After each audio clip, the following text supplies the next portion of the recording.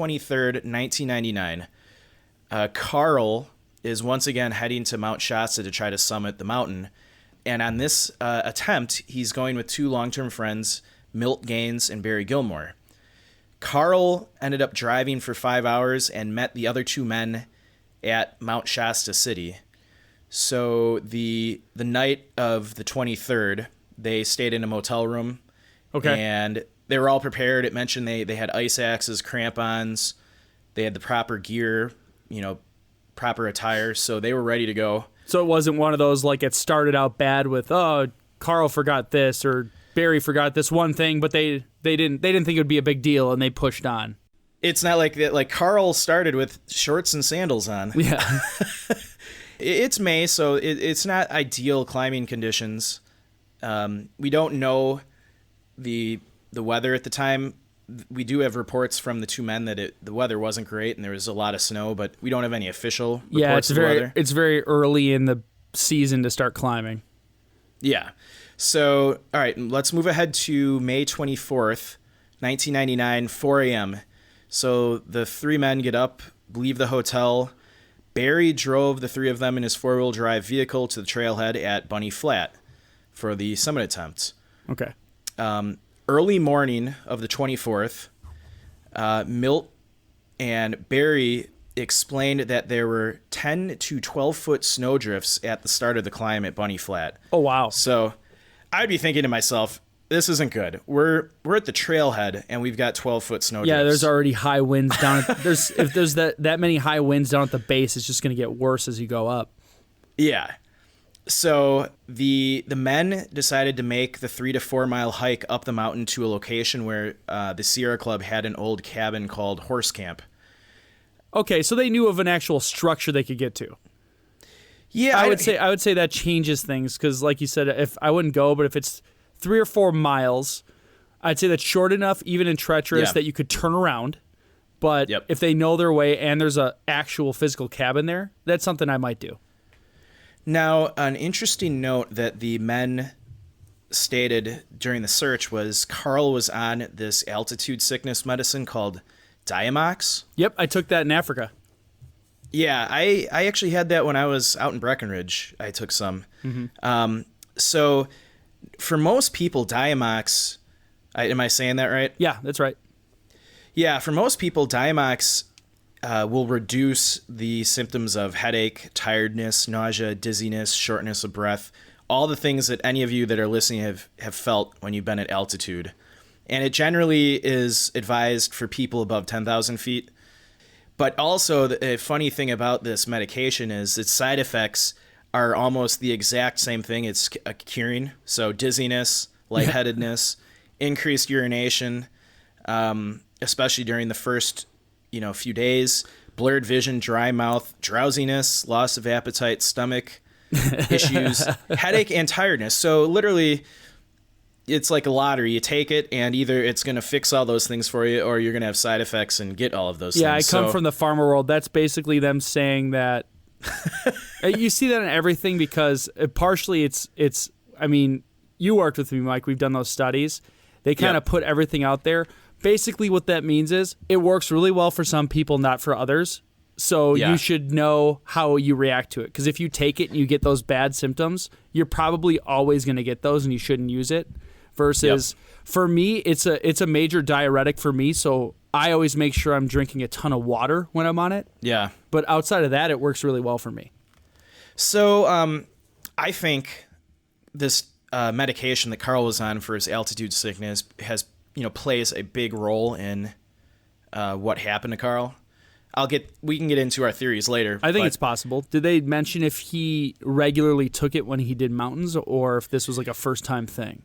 No, there was no mention of how long he was on it, how frequently he took it. They just mentioned that he was on it at the time of this summit, and they feel, the two guys said this, that they feel there was some possible adverse effect on his system. Yeah, it's one of those drugs that can be very effective in the way where when I was going up the side of Kilimanjaro, I was getting that very where you just want to fall asleep.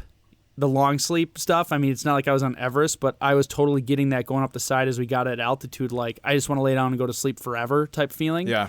And then all of a sudden that stuff kicked in. I felt it, and I felt like I was at ground level again.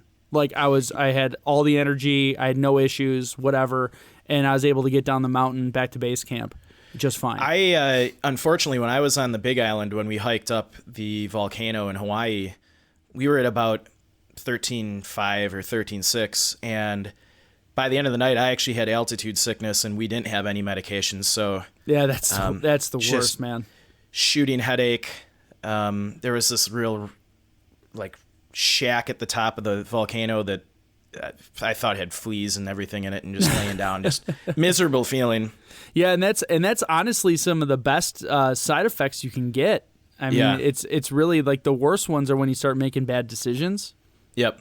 So I mean, it can be a lot worse than just a headache. So it's always good when it's just those types of things.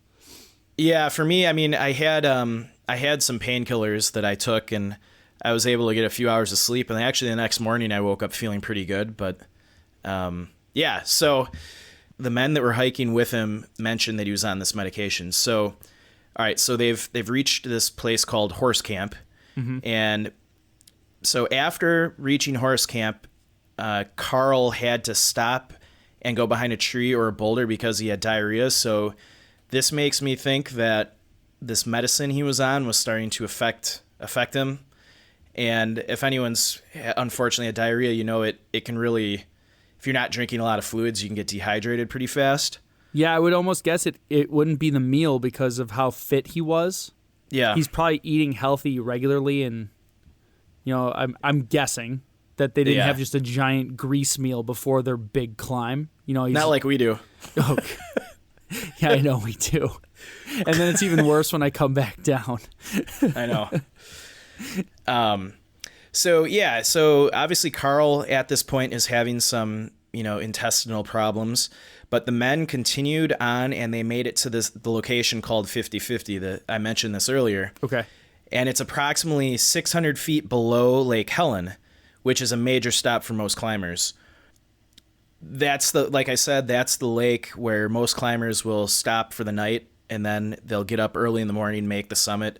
Whenever you're summiting a mountain, and I think, Joe, you know this, you want to try and get up as early as you can. Oh, yeah. And beat the morning rush. Yeah, beat the morning rush, but then you have like your better chance at calm weather. Yeah. But it sounds like, so if they have those giant snow drifts, they're hiking through snow drifts. Again, not a long distance, but if they're stomping through snow, he's got diarrhea. You're already starting to dip into if he's drinking enough water or not to supplement what he's losing, which I'm sure was a lot. And it's sometimes hard to realize how much water you're losing when it's cold because you don't feel the sweaty and the hot and the sticky, but you're still losing all of that liquid. So I wonder if he's like early onset losing a ton of water and getting into dehydration. Yeah, and I mean the thing about that dehydration is once you start feeling the effects of it, it's almost it's too late. Yeah, you're at too that late. point you're in serious trouble. Yeah, you need to drink a ton of water and not do anything, but typically people keep going. Yep. So it's now early afternoon on May 24th, 1999. The men reported that the wind was blowing very hard. So they decided to stop, set up camp at 50/50.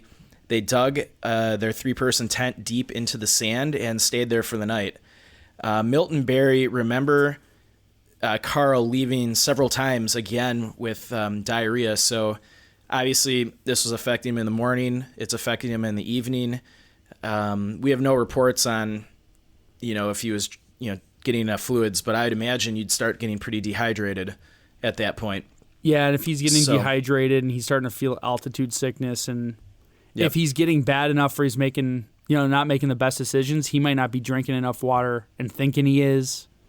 Yeah. So, okay. So it's now May 25th, 1999, early morning. At this point, their tent was rattling badly in the winds. It was estimated at the time the winds were exceeding 70 miles per hour as they were kind of whipping around the mountain. So the men were kind of peering out of their tent, and they could see people heading down the trail from Lake Helen past them, kind of going down the mountain. So you can imagine this huge storm is blasting through. Well, it was going all night, it sounds like. I mean, they dug in because of the high winds, and now they're experiencing those same winds still early morning, and there's people actually leaving that were probably going to summit that are starting to just bail and say no way. Yep. Yeah, and I mean, this is a decision a lot of people, if you're, climbing a mountain, you got to make a decision. All right, do we have enough gear, supplies to hunker down here for the weather to clear, or do we just pack up and try this again another time? Because sure, you don't know how long that storm's going to last. It could go days. Yep, absolutely. Like I said, they saw people going down the mountain past them from Lake Helen. They decided to stay and kind of ride the storm out. So they stayed in their tent and in their sleeping bags. They mentioned their tent was positioned tight up against the mountain between a few large boulders. So they were adequately protected from the wind. And it says they waited a few more hours and the wind subsided. And then a funny thing is they saw climbers coming back up. Oh, okay. So I wonder if other climbers couldn't even stake in their tents, and that's why they were moving down. Yeah, so I'm they might have guessing, been thinking, hey, let's wait this out as well, but they were in a bad spot and couldn't do it. So maybe these guys picked a great spot to anchor in. Yeah, my guess is, they were up higher where there was less cover. And, I've tried to, on Mount Rainier, I tried to set up my tent in driving rain and wind, and I mean, the wind was probably 20 miles an hour, and it was impossible. Yeah. So, all right, so now it's still May 25th. It's late morning now, and as a group, Milt, Carl, and Barry decide to hike the 1/4 mile to Lake Helen.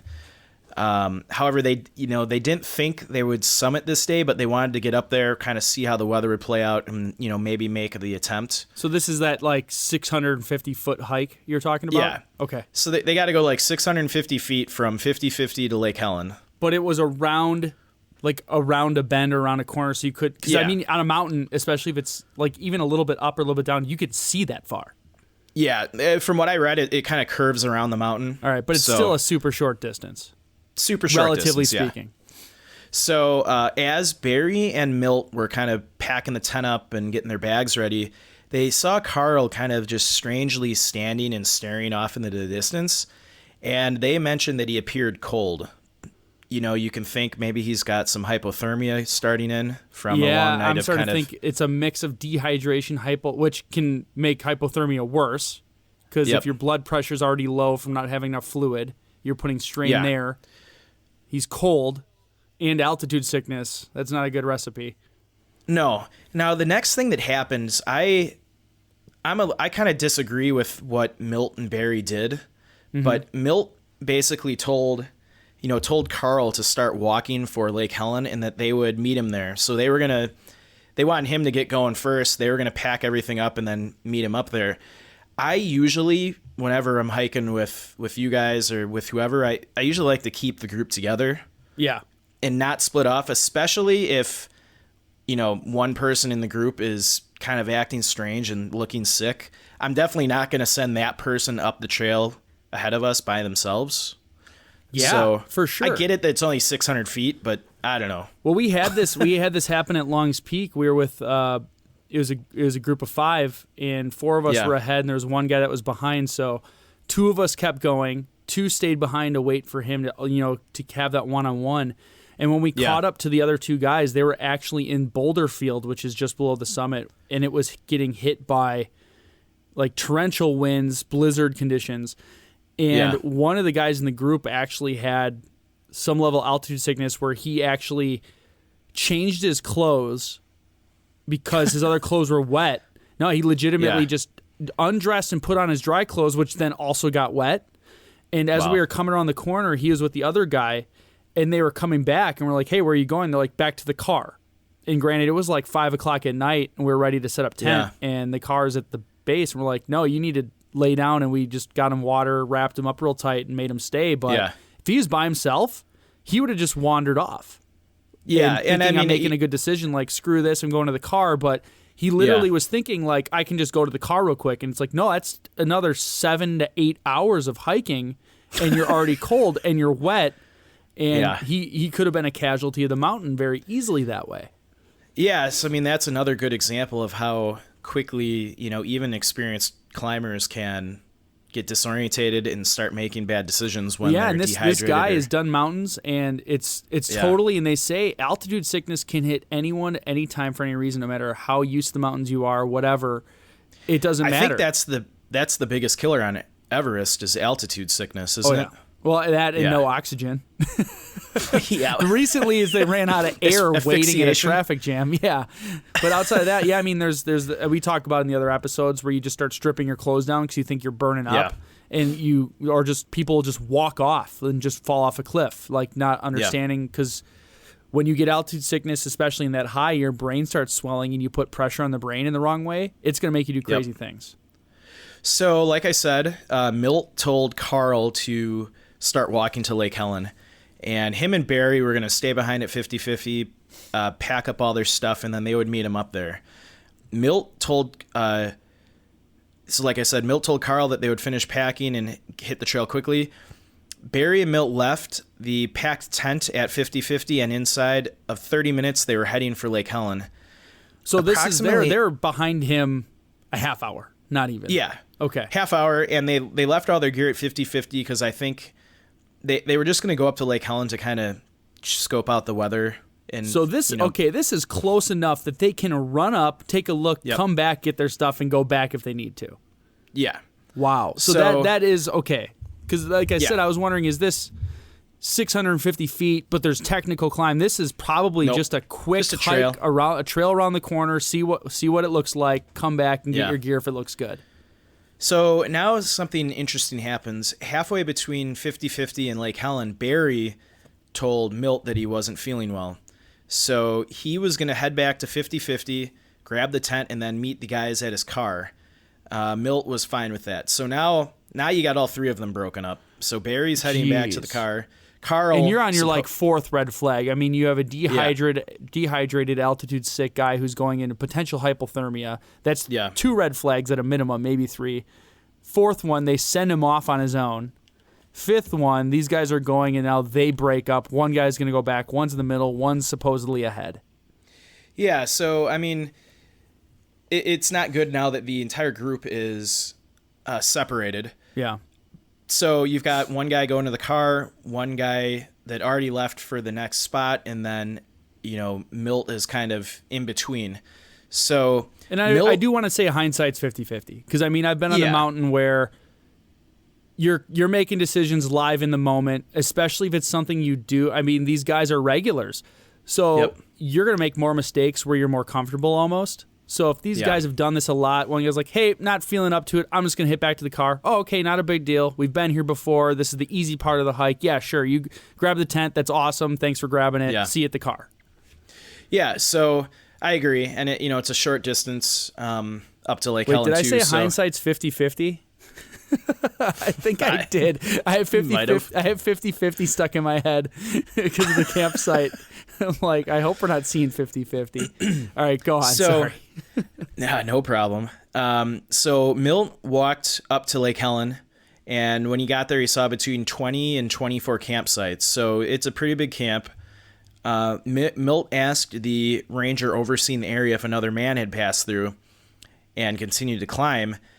And the ranger did state that one person did kind of blast through camp and kept going. So Milt kind of ran off, and he started chugging up the trail and to see if this was Carl.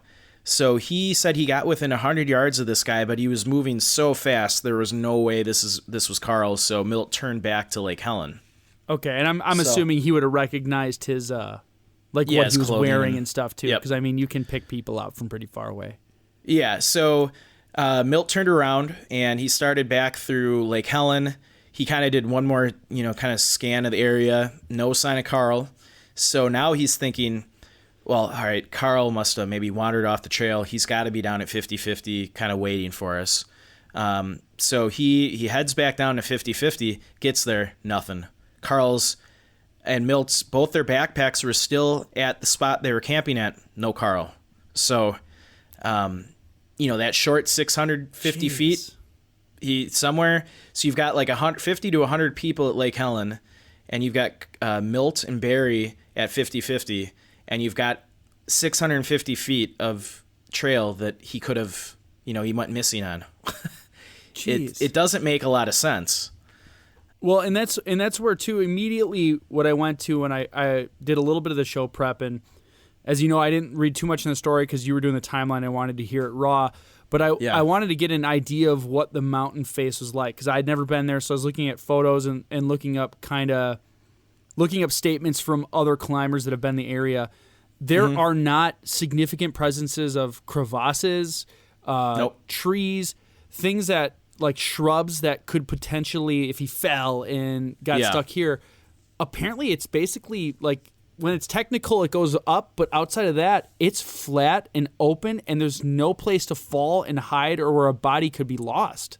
Yeah, and one thing that they mention when we get into kind of the summary of the search and rescue is it was all snow covered, so any weird thing that's not normal to the area would have stuck out like a sore thumb. Sure, you'd even trace the footprints. Do they say, I know you're getting the search, so don't go too far if you don't want to, but was it snowing during the search or before the search started that it could have potentially covered him up? There was no reports of that. I would imagine that if snow had been a major problem during the search, it would have been mentioned. Okay. Usually they'll say, search was impeded by wind or snow or drifts or things like that. Okay. Yeah, it sounds like the weather for this search and rescue was pretty ideal. Yeah, and we had a lot better records because it was very recent. So yeah. So, all right. So, like I said, Milt got down to 50/50. Now it's like late afternoon. He's back at 50/50. No Carl. So now it's it's May 25th, 1999, about 5 p.m. There's now another group of people huddling at 50/50. And, Milt, talked to them. They actually had a cell phone. He decided, waiting another hour, he wasn't sure what to do. And then he finally decided to take his backpack. He left Carl's at 50/50, and he took his backpack to Bunny Flats. He arrived at Bunny Flats about 7 or 8 p.m. Okay. So it took him took him a couple hours. Yep. Well, actually, it took him. Would it take him 1 hour, one and a half hours to get back because he waited for an hour at 50/50 and then hiked back to Bunny Flats? Yeah, so it didn't take him long. To get back down. Hike out's usually like half the time, if even less, because you're going downhill. And it's smart. He left Carl's backpack at 50/50 in case maybe Carl got turned around and he makes it back to camp. Yeah, so he gets back there and has no supplies. Yeah, right. Okay. So now it's 8 p.m. and Milt meets up with Barry at the trailhead, and at this point they notify the county sheriff's office that Carl's missing. He was first missing. These two guys first lost him probably late morning. Sure. So it's been several hours now since he went missing.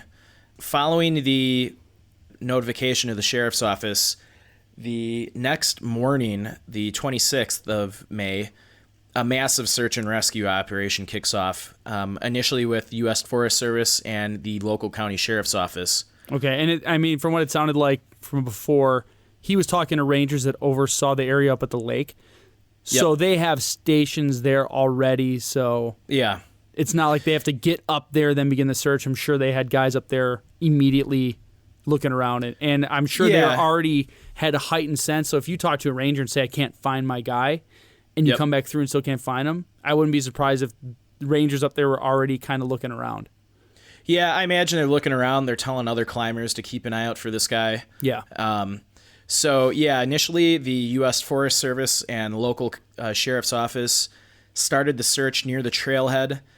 The first day of the search, officials used the Shasta City schoolyard as their base of operations. Then eventually, as the search started, getting larger, they moved to the airport.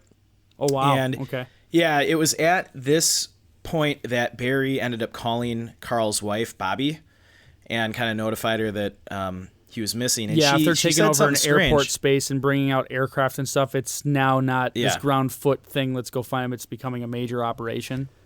Yeah.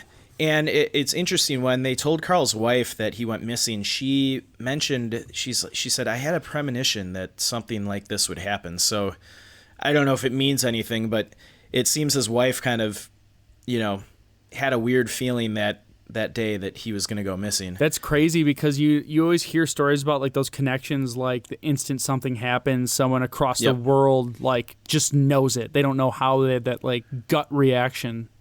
Yeah.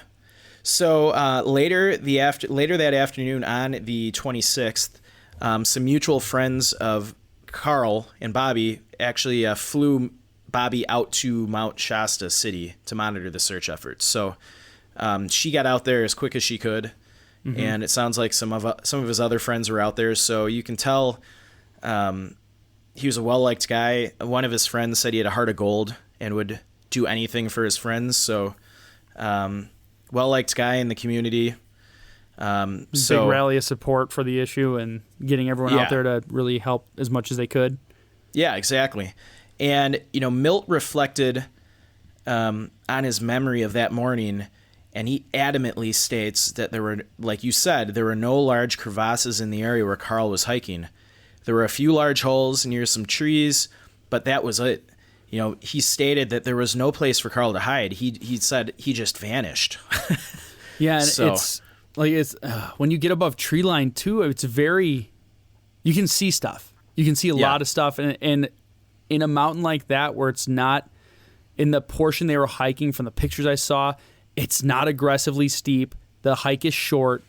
That's just, it's crazy. Because you'd even think somebody with altered mental status due to some sort of condition, yeah, you could see them stumbling off a cliff or accidentally taking a wrong step. There are no wrong steps. This is a lot of flat area for a mountain to get to the next area. Yeah, so, it makes no sense. So eventually later, next day or so, I'm not sure on the timeline exactly, Milt and Barry actually hiked back up to Lake Helen and kind of in the main search area, and they passed through 50-50, and Carl's pack was still sitting there. Okay. So obviously he hadn't been back to his pack, and they talked to the rangers at Lake Helen and confirmed they still haven't seen him. So now the search is escalating. The county assigned this guy with the coolest name ever as SAR coordinator, Grizz Adams. Grizz Adams. We got to get him on the show for sure.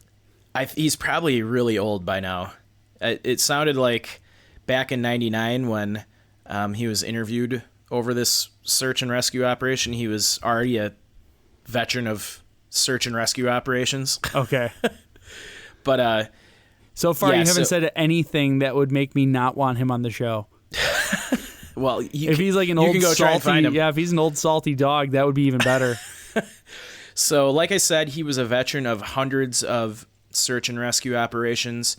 As soon as he took over the SAR operation, he immediately ordered the Army National Guard helicopter pilot to take a group of professional climbers to the summit, and then he had each climber descend down a different route, very slowly, looking for Carl. So that's a really interesting method. I haven't heard that before.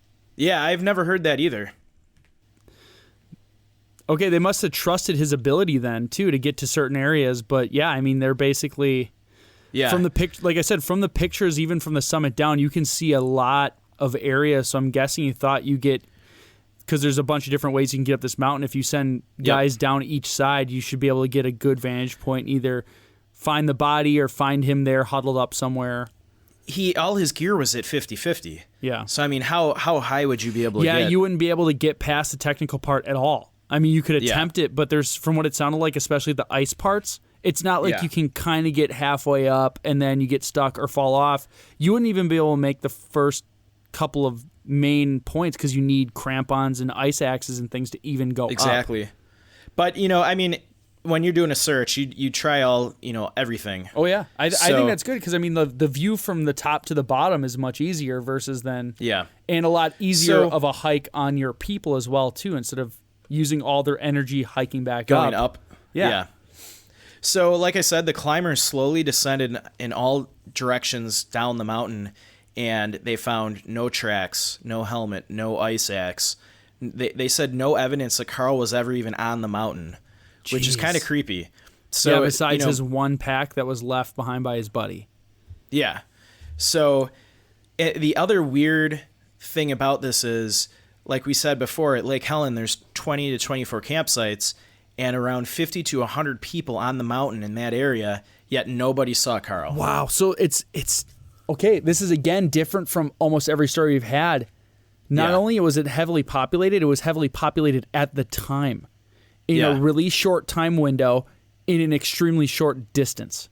Yep. That's almost like, and now I'm speculating, so please don't take this as written word or gospel, but I feel like from the camp they were at and from the lake camp, if you're going around that bend, people could see essentially the entire duration of the hike from both sides potentially. Potentially, yeah. So like there'd be very little blind spots. And I'm just judging this based off of mountains I've done that have had kind of this turnaround reef to get around a different point and go a far distance. If you're looking down from the lake, I'm guessing you can see to the point where it turns. And then if you get to that turn, I'm guessing you could probably see back to the campsite at 50-50. Probably, yeah. So That's what it looked like from the pictures at least. Yeah. So there's very little blind spots. So this massive search and rescue operation went on for days, but they didn't find one piece of evidence that Carl, like we said, was even on the mountain. Not a piece of clothing, not human remains, nothing.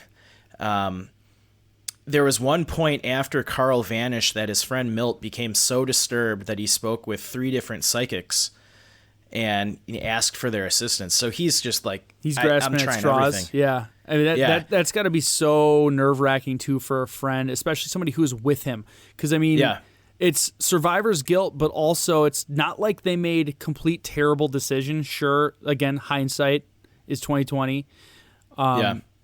Yeah, they probably shouldn't have sent him off, but with such a short distance, I don't think I would have made a different decision. Especially if I saw a guy there that maybe they didn't think he was that out of his mind. Maybe they thought he was just cold and said, hey, start walking so you can warm up. We'll meet you over there because it's only going to take 20 minutes for us to walk there after we pack up. You know, just, hey, yeah, walk down the street, maybe moving around will warm you up a bit. So I wouldn't even call that a bad decision. Hindsight, yeah, bad decision, but they're thinking about his well-being, saying, hey, walk around, you'll warm up a bit. We'll be right there. So that's got to be eating away at him. Yeah, it's eating away at him. So he's trying to do anything. So he goes to these psychics. And, one stated that Carl was in a body of water. Another one stated that he was in a crevasse. And another one said it would be many years before he was found. So, none of that really They speculated made sense. At anything you could say for any mountain, for anyone missing anywhere. Only body of water really would be Lake Helen. And I'm sure they searched it. Well, and with all those people there, you think somebody would have saw a guy walk into the lake? Yeah. Especially with the weather conditions? Yep, and there really wasn't any crevasses in the area, so obviously that's not really an option. So, later on after this happened, Milt was asked what he thought happened to Carl, and he stated, there's over a 50% chance that something very odd happened. So, even Carl, or even Milt, he thinks something really strange happened here that is unexplainable. Yeah. And from everything we researched, there was not really an official, explanation for what happened to Carl. We've got some notes from Grizz, who is a veteran of over 400 SAR operations, and he said this was one of only 2 operations that resulted in nothing being found of a person, so no trace of them. So it's very rare. Yeah, even in a lot of the strange ones we've covered, the ones that we have slated to do in the future, they'll find a little piece of something or it's still unsolved mystery, still don't know what happened, but there's a trace the person was there in the first place. It's almost like this person was erased from history entirely, and the only thing that's left is his bag. I know. It's insane. It's totally an X-Files style thing that occurred because it's like you said, they've mentioned several times, and even Grizz noted, there's a fresh blanket of snow that wasn't disturbed. That makes it incredibly easy to search. And his clothes that he was wearing were bright colors. That against the snow, again, very easy to search. So at this point, again, not to be morbid, but if you're thinking, okay, now we're not in rescue, we're in recovery, not a great situation, stinks, but they expect to find something, and they aren't even finding clues or hints that the person was ever on the mountain at all. Yeah, it's a little spooky. They even, Grizz stated that they even had teams working in a grid pattern down in the forest below the mountain. So all around the mountain, they were searching as well, and nothing. They didn't find